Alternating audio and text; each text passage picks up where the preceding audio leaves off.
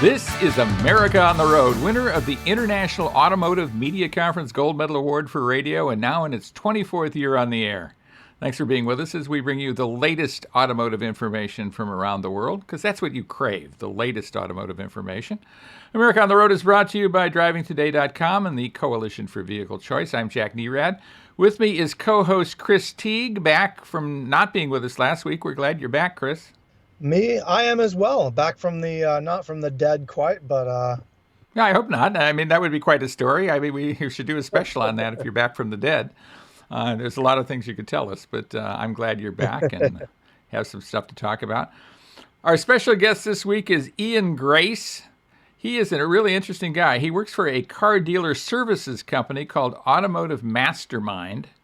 Sounds, interesting, doesn't it? Its title. We're going to be talking about some new techniques, electronic techniques that dealers use to make better connection with their customers or hope to customers. It's kind of behind the scenes stuff at auto dealers, and I think you'll find it fascinating. I certainly did. And in the car review segment, we're going to be taking long looks at the Ram 1500 Laramie 4x4. That is a vehicle in which my wife and I traveled up about 4 hours from here to drop our youngest child off at college, move her in, get all that done. So we decided the Ram 1500 was the vehicle for that. And Chris, what were you driving this past week? I was driving the Mazda CX-30, which is probably not the perfect vehicle to move a child or a son or daughter into college, but a fun little vehicle nonetheless. Right. Yeah, certainly not my daughter. I don't think maybe one of her items might have fit in a CX-30. We filled that pickup truck up, let me tell you. Before we do any of that, though, number one, I should be welcoming Chris back. Chris, of course, is Maine-based. I am based in Southern California. And you might give us a quick rundown on what's going on in Maine these days. What's going on in Maine these days? Well, surprisingly, or maybe not, it's a little bit hazy here, actually. So we're seeing just now seeing the remnants or the waft over of the major fires that are going on some 3,000 miles away from here. So the past couple of days have been quite hazy. Other than that, we're edging into fall. The leaves are starting to change. So hopefully we can get away with a season without many, many, many New Yorkers and New Jerseyers here for a season so that I could actually go see the leaves, but I doubt that'll happen. Yeah, so. I mean, it is so gorgeous up there. And I've spent a couple falls, at least fall days, not entire falls, in Maine, and it's just spectacular. So, I shouldn't be promoting that, I guess, if you wanted to keep the leaves to yourself, Chris, but it's a pretty cool place to go. I agree. People still come, so it's a lot of fun either way, I guess. Yeah, I don't think we're going to dissuade them on this show. Before we do any of that, and before we do the road testing, before we have the interview, of course, we talk about the latest in automotive news. And what do you got for us this week, Chris?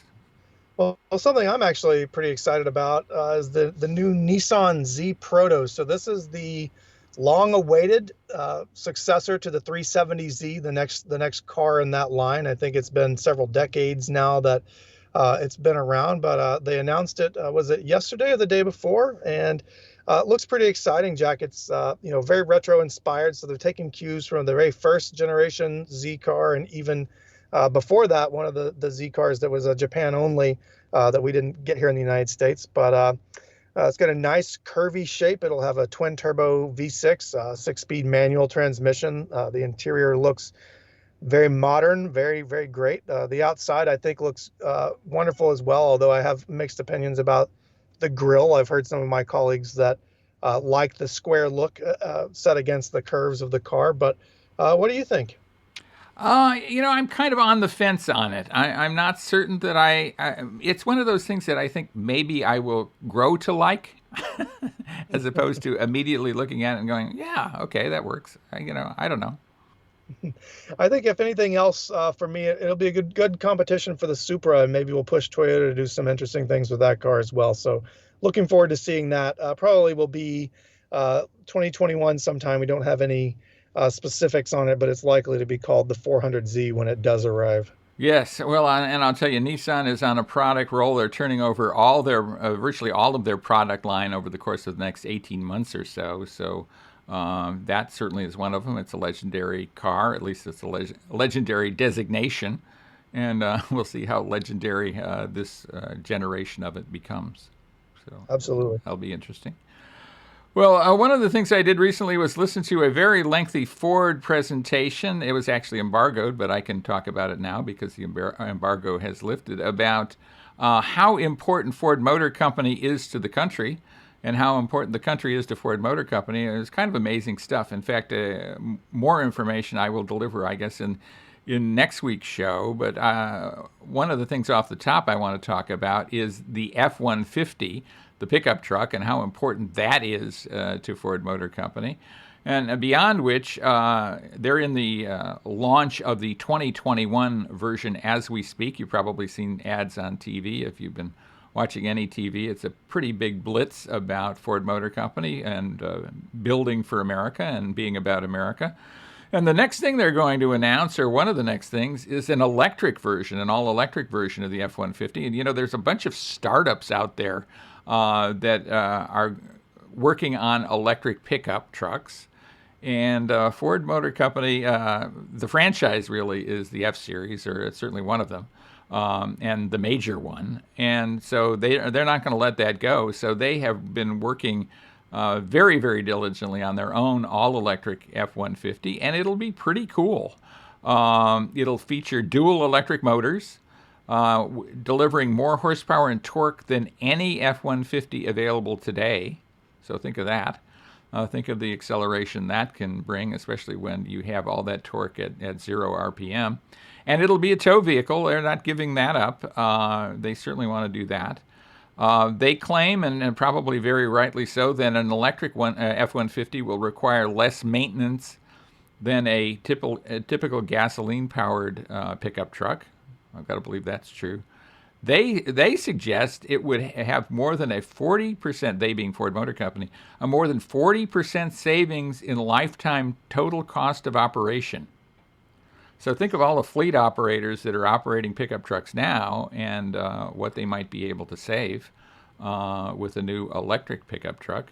So, my sense of it is the new electric F-150 will do pretty much everything the current gasoline-powered and diesel-powered F-150s will do, but maybe do them better and do them quicker and less expensively. So that's pretty amazing all the way around. I agree. If you think about the powertrain of an internal combustion engine, all the moving parts that have to go into that, to moving a truck down the road, and even more so when it's pulling a trailer or a load. But when you get rid of that and you put a motor in each wheel, you kind of, there's a lot less that can go wrong along the way. So right, be exciting to see what they end up with. Now, since I didn't see this presentation, which is odd for me being the Ford Authority guy, but since I didn't see it, I do have to ask, did they talk any about the partnership or their investment in Rivian and how that has impacted their path forward? They really did not. It was kind of Ford Motor Company all the time.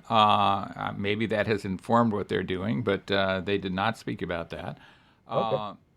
I think one interesting thing, and you point that out a little bit or kind of allude to it, is what is now the hood of the vehicle and the engine compartment would be a second trunk. Essentially, or a big portion of it would be a second trunk in the new electric F-150. So think of the added cargo carrying versatility that would offer, and at the same time, a lockable storage that the typical pickup truck doesn't necessarily have. So that alone would be pretty interesting, I think. I will take that. Hauling groceries in the bed of a pickup truck is no fun. It really is not. So. Well, that's it for the news, and pretty interesting news, we think, going on this week. I think the auto industry is really coming alive as we're coming out, we hope, the other end of this COVID pandemic.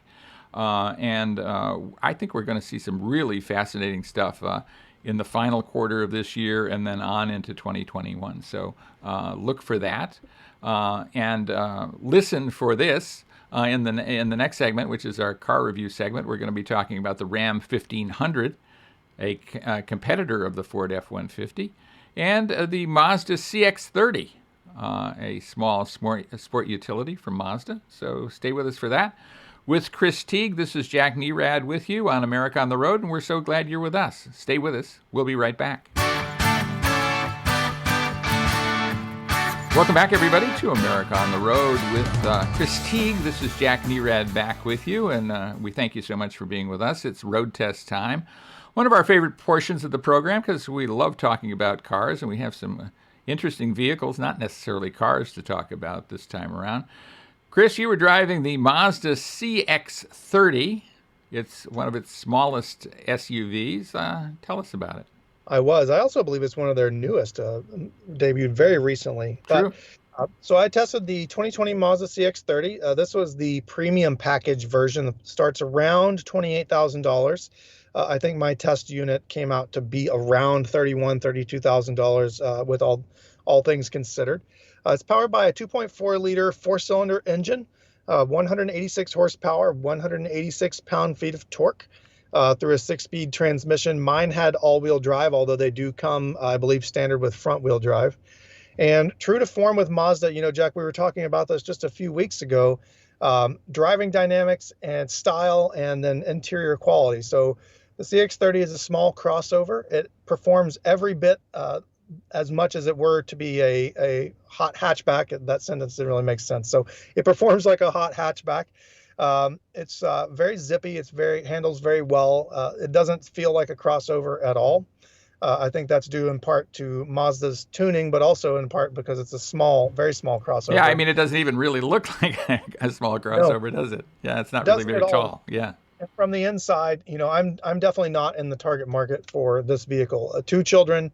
My family of 4, we maxed out the vehicle before we even put anything else in there. So we talked about hauling groceries in the front trunk of an electric F-150. A grocery store run for a family of 4 maxes out the CX-30 and then some. So we were loading groceries into the floors in the back of seat and all that. So parents with full-size car seats or rear-facing car seats will find a tough time balancing front leg room and rear seat room. So allowing enough room for the seat to be latched in place without bumping into the front seat. But kids in booster seats should be fine. That said, the front seats are extremely comfortable. The premium package model that I tested came with a really almost cocoa or mocha brown interior. It almost looks black until you look at it very closely. Had the navigation with Apple CarPlay and Android Auto. Mazda's excellent head-up display, a leather-wrapped steering wheel and shift knob, and all the bells and whistles from a safety standpoint. So blind spot monitors, rear cross traffic alert, forward collision warnings, and so on.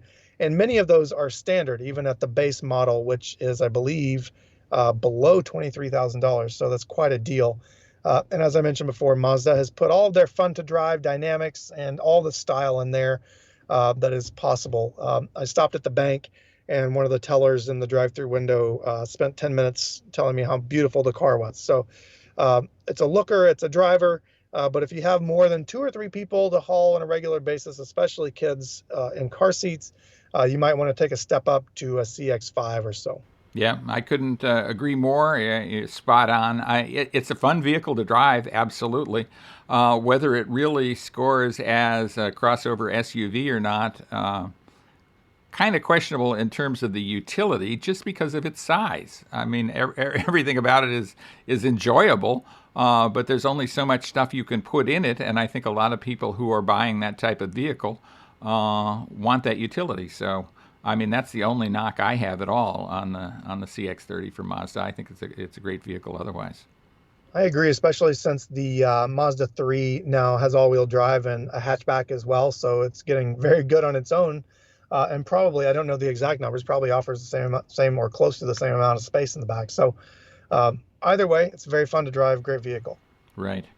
Well, talking about great vehicles, when the Nerad family was trying to sort out what vehicle we should ask for to borrow to take my youngest daughter to college, we actually didn't have to think very long because we had been very impressed with the Ram 1500 pickup truck in an earlier trip that we had taken in one, and just because of the comfort and the interior comfort, front seat and rear seat, we just thought this would be terrific. I didn't realize we would essentially max out its payload as we were putting my daughter's stuff together to take up to her dormitory room up at the college.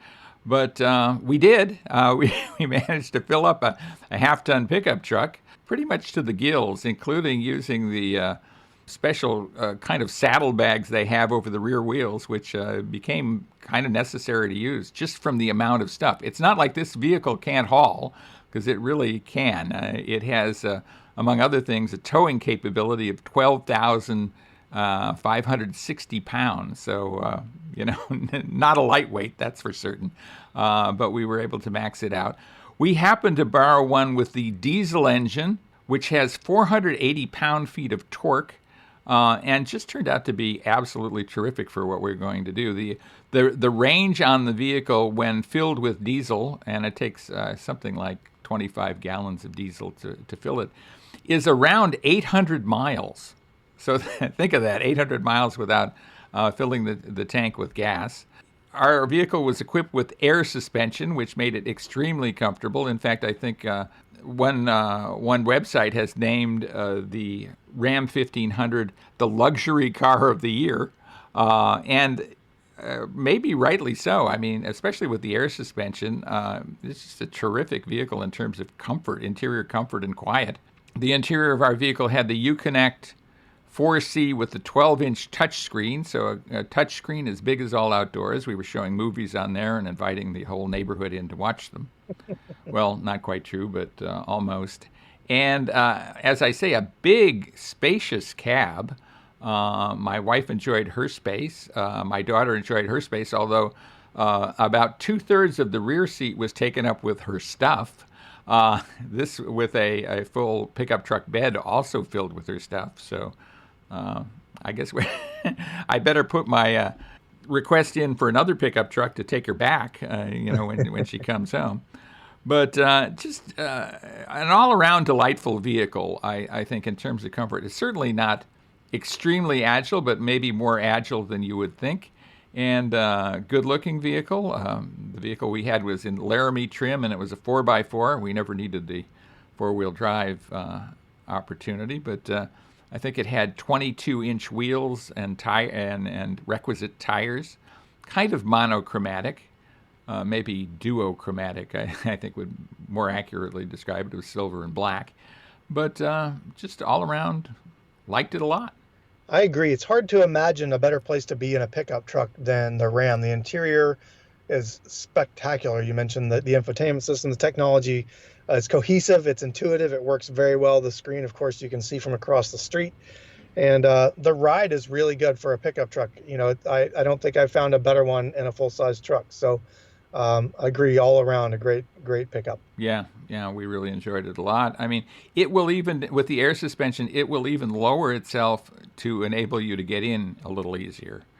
So that is nice. And with the fold-out steps, I mean, getting in and getting out was just a breeze, and unloading was a breeze. It had a dual action tailgate that secured our cargo, and was easy to use both ways, because dual action means two ways, I think.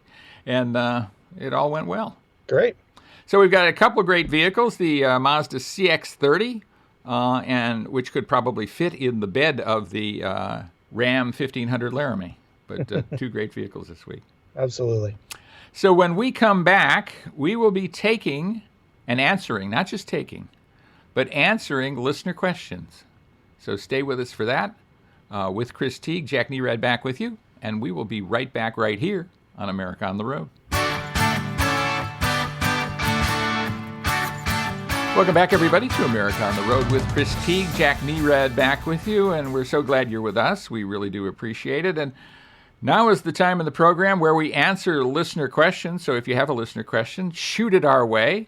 Maybe not with a shotgun, maybe a bow and arrow or something like that, something a little more benign. Or you could email us at editor@drivingtoday.com. Here's a question that came in recently from a listener. Should I get a vehicle history report on a used car? Presumably this listener is going to buy a used car. What's your take on that? The short answer is yes. The longer answer is that it should only be one tool in your sort of toolbox to assess the quality or the background of the car you're about to buy. I can name at least a few circumstances or a few times that I've reviewed a vehicle history report to find that it says the color of the vehicle is different than the vehicle that you're looking at, and various other issues where it has said that there was a story I actually wrote last year on a car that had been reported as being in a wreck every 6 days for the entirety of its 8 years of life. And, you can imagine how that's kind of a ridiculous scenario. Chasing the story down, I called Carfax and spoke with their media representative, and it turns out, yes, that is an error, and it does happen quite frequently. So it should be one tool in your toolbox, but the absolute best thing I think that anybody can do is to take the vehicle to a reputable mechanic that you trust, that is independent of the person or the car lot that you're buying the vehicle from, and have them give it a good look over. They should be able to tell if it's had shoddy collision repair, if it's mechanical issues that are going to crop up.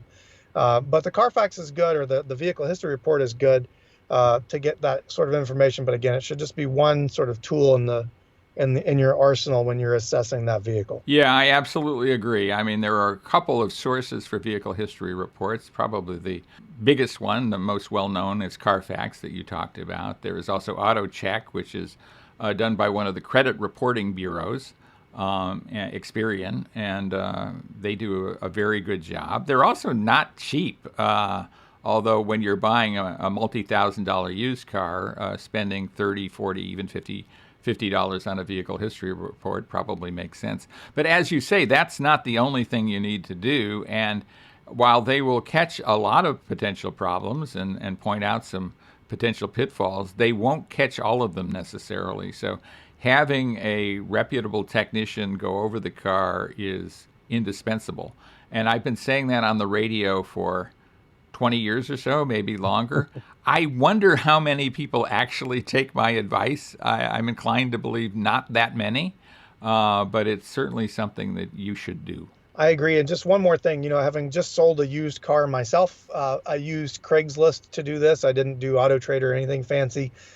In the past, you would see scams. So if anyone's getting ready to sell a vehicle and you have the vehicle history report, the new scam that I found out, and this is really clever, is that someone will reach out and pretend that they want to see your car, or a bot or a computer will reach out and pretend they want to see your car, and they'll ask you, do you have a vehicle history report? And if depending on how you respond, they'll say, hey, why don't you go check out this website? So it was, I'm not going to make up a name because it could actually be a real site, but to, vehiclehistoryabcxyz.com. And I think that's their scam, to get people to go and pay them or pay their site for a history report. But, by and large, I think the big names, Carfax and some of the ones you mentioned, are the best way to go. Right. And very often, if you're buying from a dealer, the dealer subscribes to Carfax or subscribes to AutoCheck and will provide you with a vehicle history report just as part of the whole program. I recently bought a vehicle from Budget Rent-A-Car, and one of the pieces in my packet was a vehicle history report. So that gives the consumer a better feeling about making that purchase, and getting it for free makes it even better. Sounds great. Yes, yeah. I agree. So that's our listener question for this week. When we come back, we will be talking with Ian Grace. He is with a company called Automotive Mastermind, and we'll be going behind the scenes with dealers to see how they reach out to you. Actually, I think provide you with some pretty good service. It all depends on how you look at it, but we'll talk to Ian Grace about that from Automotive Mastermind when we come back. So with Chris Teague, this is Jack Nerad. Thanks for being with us.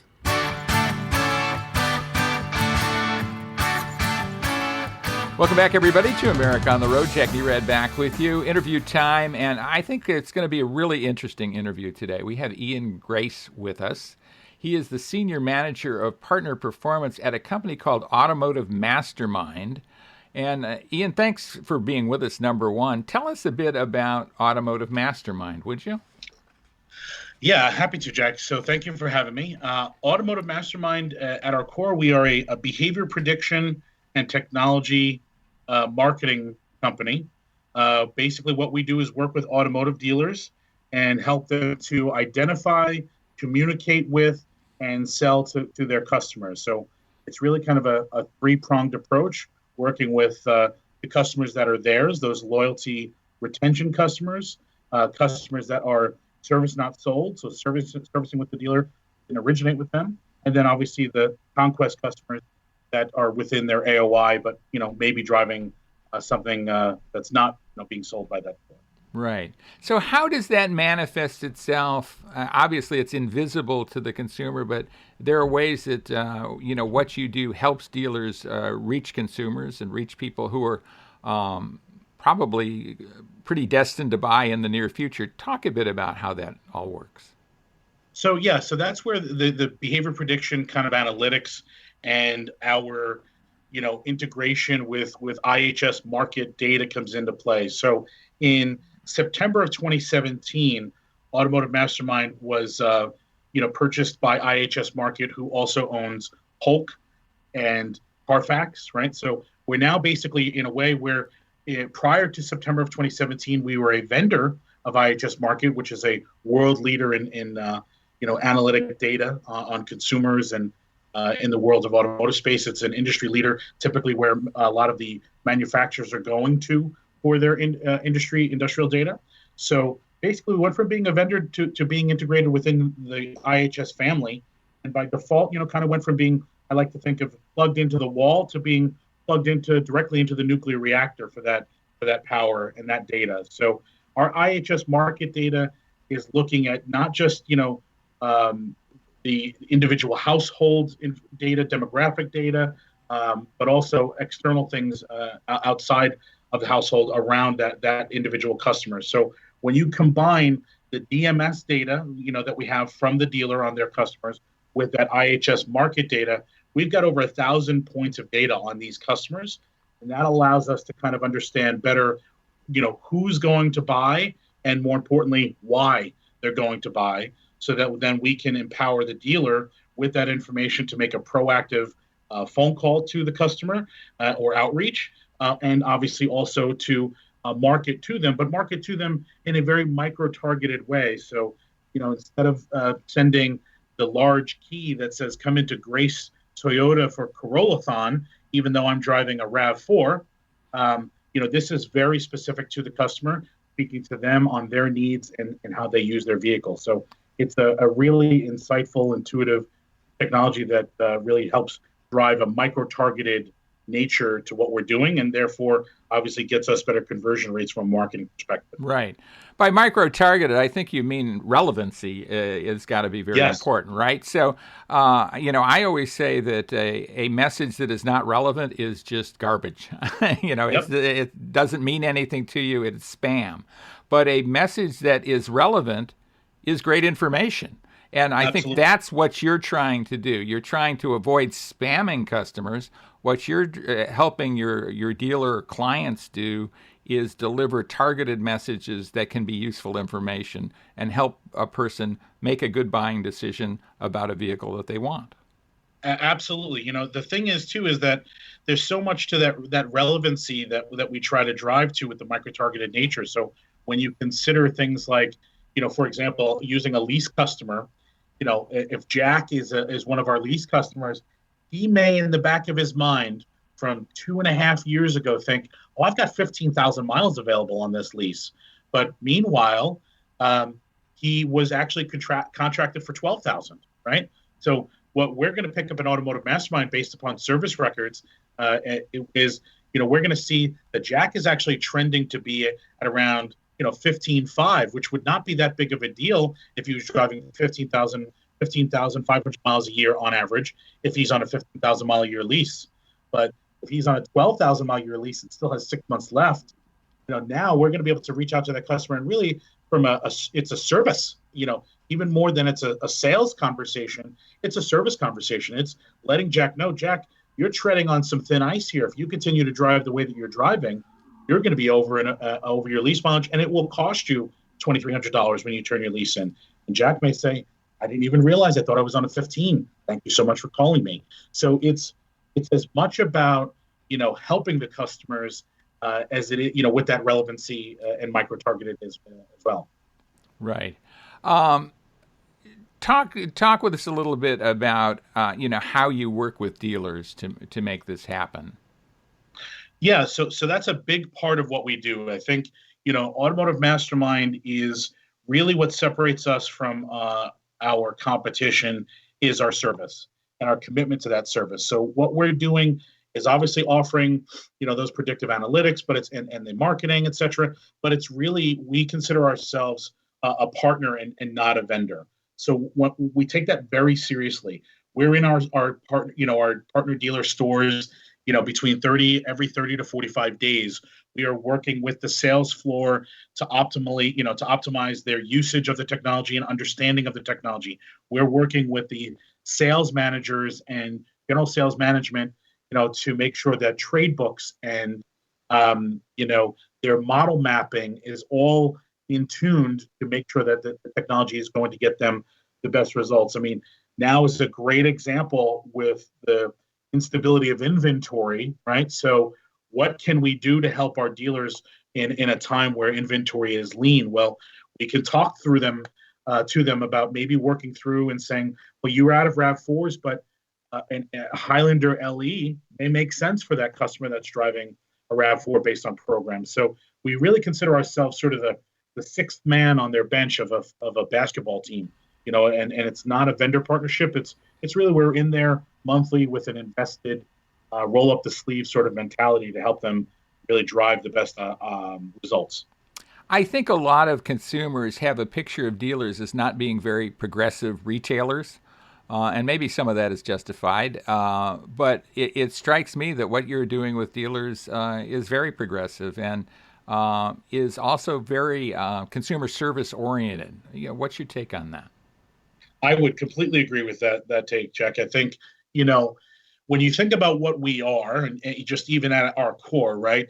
Just those words, behavior prediction technology, right? They can give some people the willies, right? If you're sort of not a progressive person. But I think when you think about that stuff, it's very future, it's very data, it's very cutting edge, right? So by that kind of default, much of our partners, even the most conservative, have to have a level of progressive approach to how they look at their business. So I think that we have many that are bleeding edge type of partners that they're using digital facial recognition in their service departments for their customers. There's that level of it. And then there's even, the guys that are just taking their first steps out of the dark ages when they come to Mastermind. But even it's still on either end of that spectrum, there's always a level of progressive thinking and philosophy that they're bringing to the table. Do you do something special, or do you change the approach for dealers who transact online or can transact end-to-end online, or do you largely do the same kind of services for those folks? Well, I think it becomes a little bit more of a bespoke approach when we're servicing them. So generally speaking, pre-COVID, most dealers, obviously, new car dealers are operating in the brick and mortar sort of mindset, right? There may have been some that were a little bit more bleeding edge on doing some of the end-to-end, but obviously during COVID, that's really what forced all dealers virtually to a more digital end-to-end model. So in that time is where we have kind of evolved with them, right? So I would say prior to March, it wasn't as much of a factor. Now it's something we're focusing on at a dealer by dealer level. There are some that are doing it more than others. So with some, we're helping with their, as a dealer relations manager, you might be giving insights onto how to, reformat your the website, or what can we do to align your website with the marketing? What are best ways? During COVID, when things were more shelter in place in many states, what we were doing was running kind of articles and trying to be thought leaders, but also running webinars both to our internal partners as well as non-partners externally, on how to market and speak to and sell the customers in the COVID environment, in a more digital environment, when you aren't necessarily going to see them except for that service appointment when they were only in a service only type of climate. So it's sort of been a continuous evolution based upon the individual needs of our partners. We're kind of ratcheting up or down how much we service them with their digital sort of approach. How do you go about, speaking of approaching consumers, how do you counsel your dealers to approach them? I mean, a lot of people are deathly afraid these days, or just annoyed by incoming phone calls. For example, they don't answer their home phone. Everybody complains about the spam in their email. What are the best approaches? The big thing there is kind of what I was saying earlier. It's very the word tracks that we train to that we use in our stores, or try to encourage our stores to use, is one of service, right? It's really service first, Jack, and I think that's a big difference. If you're coming to the and having been in the car business myself, in the retail space, it was what I always used, that approach with my customer base, because people believe that there's a sincerity and a genuineness that comes across when you're making outreach and communication to a customer and you're legitimately trying to help them, right? That sincerity absolutely comes through. And I'm sure in your many years in the business, we all know those dealers that are mean what they say and say what they mean, and those that are a little bit more snake oily. And I think what we try to encourage is just that service first. So like I said earlier, I'm reaching out to Jack because he's over his mileage, right? It's more about that than it is about selling Jack a new car. Jack, I want you to be aware of what's going on. I want you to be aware of the possibilities that are available to you as you're out of your factory warranty, or that these new safety features exist on the new version of the vehicle that you're driving that don't exist on your current. It's all about that approach. We can save you money and do some, get you back under warranty. If you're approaching it with a sincere service-based approach instead of a sales first, many customers, tend to appreciate that. Right. What do your services do for loyalty within a dealership? It strikes me that would be certainly something that you would strongly contribute to. I mean, customer loyalty. Talk a bit about that. Yeah. So, obviously what we see statistically speaking is from stores that before they have Mastermind to after partnering with Mastermind, is we typically will see statistical increases in their retention percentages, their loyalty rates, right? So they may have had higher defection, prior to Mastermind, but then after working with us, they see that, increase. And how we're helping and I guess driving that is through that engagement, right? So many stores and on the old model, if you're not using a technology like Mastermind, they're very reactive, right? Many sales staff, they'll say, okay, I sold Jack this car this month. Maybe I call Jack once a year on his birthday. Maybe I don't even bother to do that. And then what do you know, Jack, 3 months out from your lease being due, suddenly I call you again, right?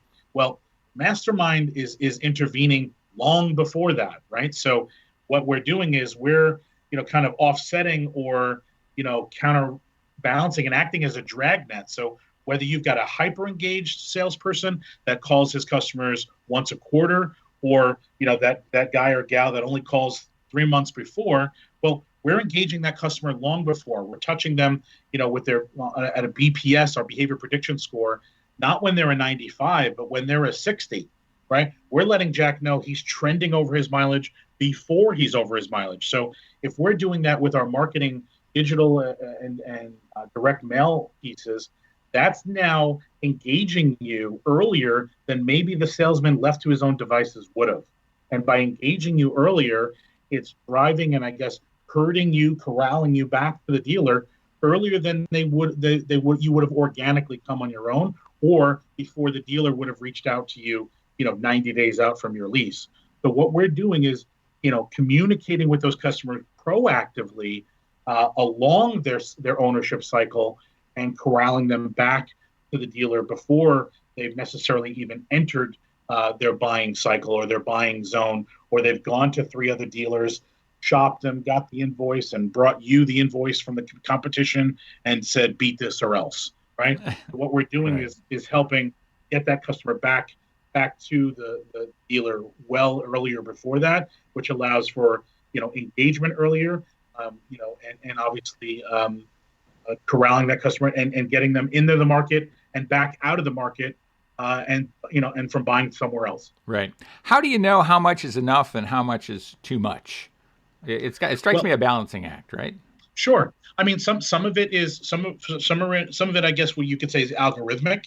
and some of it is based upon customer feedback. So what the technology does is it's not necessarily, there are certain, I guess, categories of people that are going to get marketed to on a monthly basis, regardless, right? So if somebody is over their mileage, that's a really sore thumb, right? And that's a really negative customer, you know, interaction at least turn in when they get that big crushing bill, right? Yeah, exactly. Right. So that customer that's in that category, Jack, they may get every month they may get an offer from the dealer by way of Automotive Mastermind.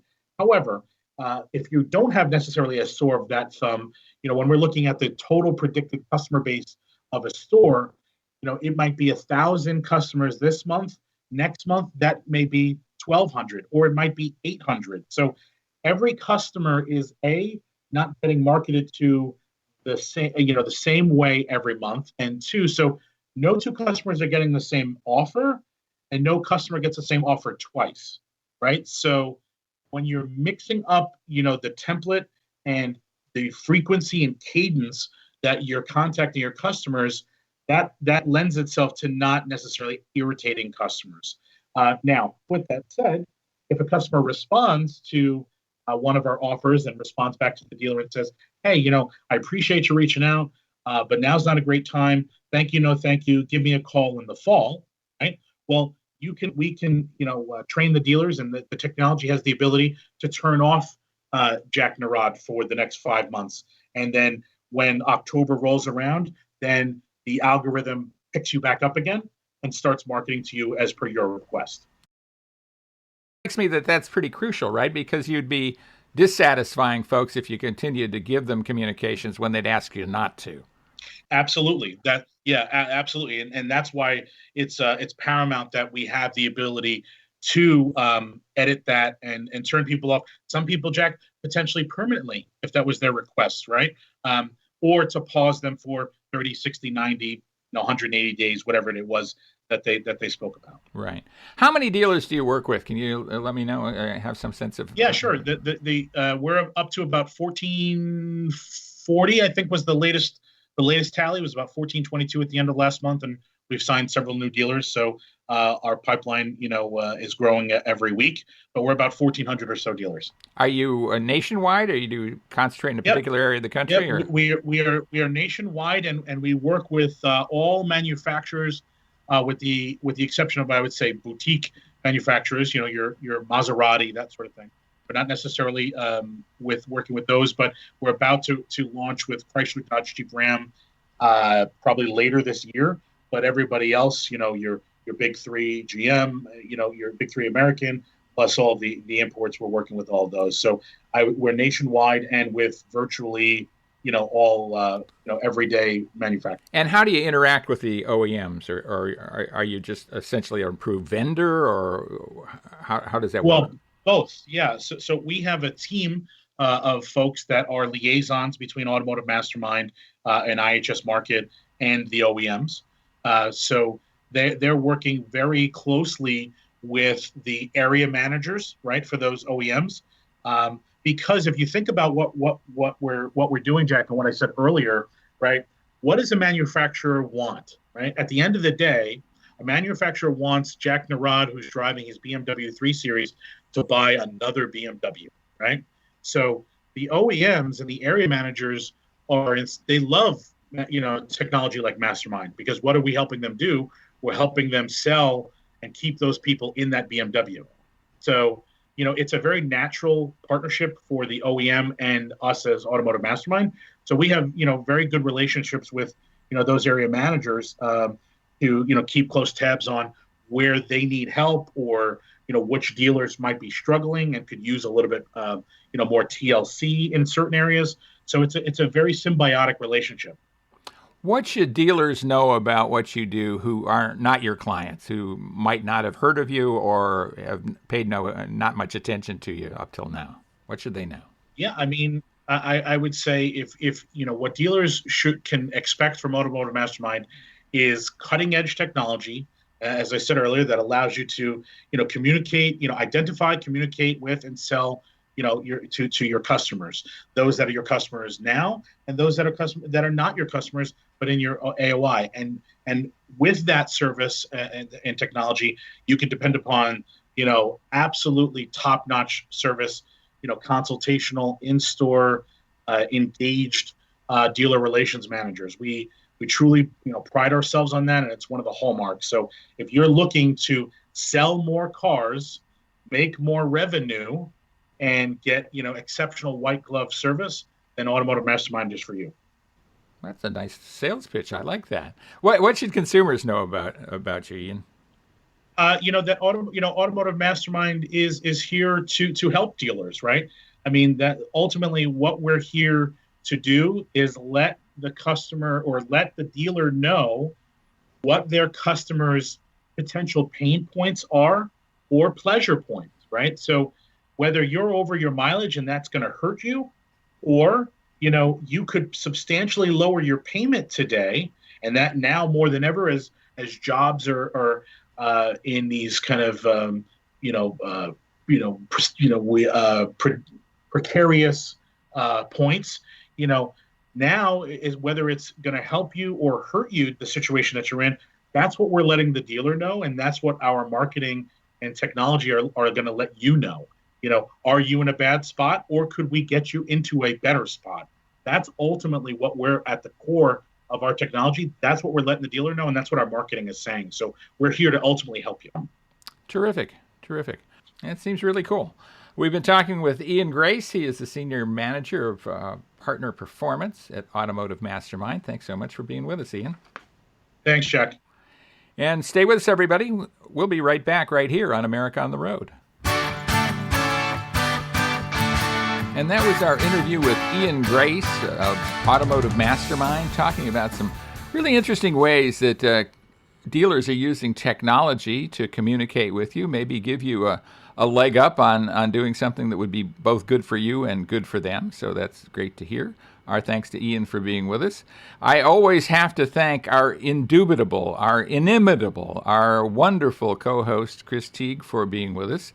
It is my honor to co-host this show with him each week as he comes to us from Maine, amidst children and wife there in Maine. Thanks so much for being with us, Chris. Thank you, Jack, and thanks everyone for listening. I will say that if you enjoyed the show, you like hearing what we're talking about, and you want to hear more, please hit the subscribe button wherever you get your podcast. Also, leave us a review. It can be, a written review or some stars or whatever the check boxes or hearts or whatever it is that you're looking at there. It will help us continue to grow and show up for more people so we can make them happy as well. That is our goal here, to make folks happy. And I hope to do that with my book as well. It is called The GR Factor, Unleashing the Undeniable Power of the Golden Rule. I think if you like this show, you'll probably like what I have to say in that book of mine that is available at Amazon and Barnes & Noble and Apple Books and all over the place. I think Chris has one, somewhere in his home as well. So look for that, and look out for the next edition of America on the Road coming up with Chris Teague as co-host. We're coming at you next week. So thanks so much for being with us. We do appreciate it. With Chris Teague, this is Jack Nerad saying please join us again next week right here on America on the Road.